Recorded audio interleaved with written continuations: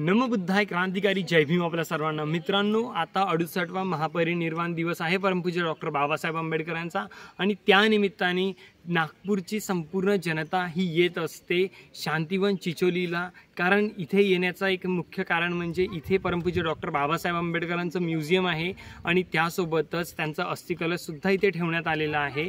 आणि आपल्याला सांगू इच्छितो मित्रांनो की 6 डिसेंबरलाच या म्युझियमचं उद्घाटन सुद्धा झालं होतं आणि म्हणूनच त्याचा वर्धापन दिवस निमित्त सुद्धा या जागेवर प्रचंड अशी गर्दी आपल्याला 6 डिसेंबरला बघायला मिळते। तर आता इथे कितपत तयारी झालेली आहे आणि हा जो तुम्ही माझ्या मागे जो हा नवीन जापनीज कल्चरमध्ये जो स्ट्रक्चर बघत आहे याचं काम कुठपर्यंत झालेलं आहे आणि ह्याचं उद्घाटन कधीपर्यंत होणार आहे हे आपण या व्हिडिओमध्ये जाणून घेणार आहोत। तो व्हिडिओ शेवटपर्यंत बघायचा।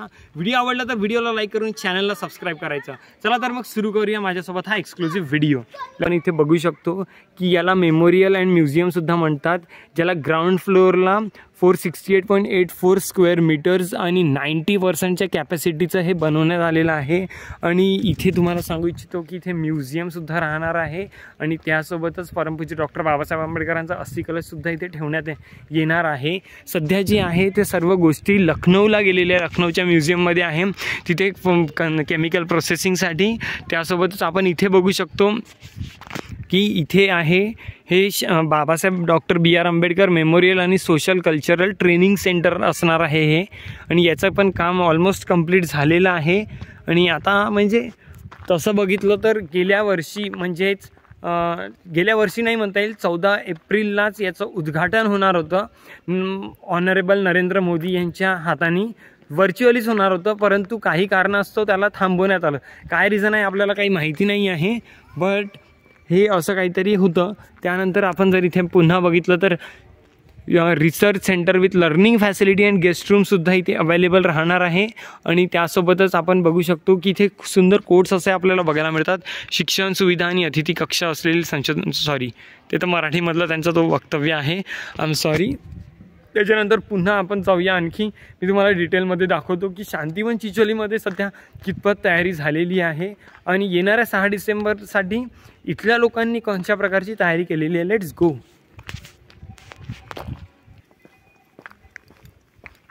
मित्रांनो, जसं की तुम्ही बघू शकता हे आहे अनापानस्ती, याचा ग्राउंड फ्लोअर टोटल 402.58 स्क्वेअर एरियामध्ये पूर्ण फैलेलं आहे, ज्याच्यामध्ये 40 स्टुडंटचे कॅपॅसिटीचं हे इथे बनवण्यात आलेलं आहे। आणि हे फार सुंदर असं बनवण्यात आलेलं आहे पूर्ण जापनीज कल्चरमध्ये। आणि त्यासोबत आपण इथे बघू शकतो की मागच्या साईडला हे आहे विपश्यना सेंटर, ज्याचंसुद्धा खूप अद्भुत पद्धतीने याला बनवण्यात आलेलं आहे। मित्रांनो, आपण जास्त डोकं लावणार नाही, आपण सरळ सांगू इच्छितो की याला उपोसथगर म्हणतात। आपण गूगल करू शकता आणि या शब्दाचा अर्थ आपण जाणून घेऊ शकता। पुढे जाऊया आपण, आणि हे आहे विपश्यना सेंटर। आणि अशा प्रकारचे इथे 3 बिल्डिंग्स आपल्याला हे स्ट्रक्चर्स बघायला मिळतात, जे की जॅपनीज कल्चरमध्ये इथे बनवण्यात आलेले आहे।